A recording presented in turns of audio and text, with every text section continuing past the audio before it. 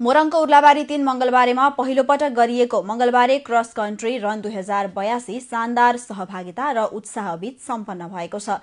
नेपाल भारतका 400 भन्दा बढी धावकले प्रतिस्पर्धा गरेको यस दौडले स्थानीय खेलकुदको सम्भावना मात्र उजागर गरेन, मंगलबारेलाई उदीयमान स्पोर्ट्स टुरिज्म गन्तव्यको रूपमा स्थापित गरेको छ। मोरङको उर्लाबारी 3 मंगलबारेमा पहिलो पटक आयोजना गरिएको प्रथम मंगलबारे क्रस कन्ट्री रन 2082 उल्लेखनीय उत्साह र व्यवस्थित तयारीका साथ सम्पन्न भएको छ। स्थानीय स्तरमा खेलकुदको सम्भावना परीक्षण गर्ने उद्देश्यले शुरू गरिएको यो प्रतिस्पर्धा नेपाल र भारतका विभिन्न जिल्लाबाट 400 भन्दा बढी धावकलाई आकर्षित गर्न सफल भयो, जसले मंगलबारेलाई खेलकुद पर्यटनको नयाँ सम्भावित केन्द्रका रूपमा अघि सारेको छ। प्रतियोगिता स्वयंले स्थानीय समुदायमा खेलप्रतिको अभिरुचि कति तीव्र छ भन्ने देखाएको छ। 11 किलोमिटर पुरुषतर्फ संखुवा सभाका तेन्जिङ शेर्पाले 35 मिनेट 38 सेकेन्डको समय निकालेर जित हात पारे। ताप्लेजुङ, तेह्रथुम र पहाड़का अन्य जिल्लाका प्रतिस्पर्धीहरू उनको पछाडि कड़ा प्रतिस्पर्धामा रहे, जसले पूर्वी पहाड़का युवाहरूमा लङ रन प्रति विकसित बन्दै गएको क्षमतालाई संकेत गर्छ।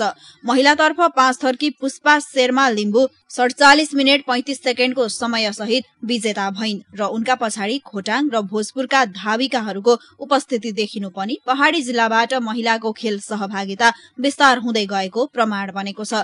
भेटरान र सुपर भेटरान वर्गमा पनि भारत र नेपालको सहभागिताले सीमापार खेलकुद सम्बन्ध विस्तारमा यस्तो प्रकारका कार्यक्रम कति प्रभावकारी हुन सक्छ भन्ने देखाएको छ। सिक्किम, मिरिक, दार्जीलिङ जस्ता शहरबाट आएका धावकले मंगलबारेको यी मिश्रित भूदृश्यमा सहज रूपमा प्रतिस्पर्धा गर्नुलाई आयोजकले अन्तर्देशीय खेल मैत्री स्थलको रूपमा व्याख्या गरेका छन्। यस्तै 15 वर्ष भन्दा कम उमेरका धावक धाविकाले दौडिएको 5 किलोमिटर ट्र्याकमा भोजपुर, सुनसरीको बराहा क्षेत्र, धनकुटा र मोरङको उर्लाबारीका बालबालिकाले जित हात पार्दा स्थानीय विद्यालय र अभिभावकको समर्थन खेलकुदतर्फ बढ्दै गएको देखिन्छ। बालबालिकाहरूका लागि यो प्रतियोगिता सहभागितामूलक मात्र नभई क्षमता परीक्षण गर्ने प्लेटफर्म समेत बनेको छ। प्रतियोगिताको विशेष पक्ष भनेकै टाइटल स्पोन्सर विराट मेडिकल कलेज टिचिङ हस्पिटलले विजेताहरूलाई प्रदान गरेको 1 वर्षसम्मको निशुल्क तथा छुट सहितको स्वास्थ्य सेवा हो। कार्यक्रमसँगै आयोजित रक्तदानले पनि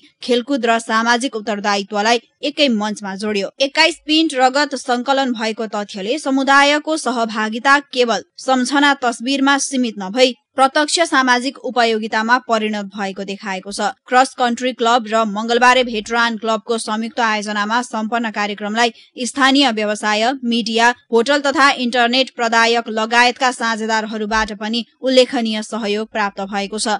यस्ता साझेदारहरूले स्थानीय खेलकुद अभियानलाई दीर्घकालीन बनाउने आधार तयार हुन्छ भन्नेमा आयोजक विश्वस्त देखिए। कार्यक्रम संयोजक तथा अध्यक्ष प्रभु दिलुङछा राई, प्रमुख अतिथि वडाध्यक्ष भीष्मराज बुढाथोकीले मंगलबारेलाई भविष्यमा राष्ट्र स्तरका प्रतिस्पर्धा आयोजना गर्ने पूर्वाधारयुक्त स्थानका रूपमा विकास गर्न सकिने धारणा राख्नु भएको थियो।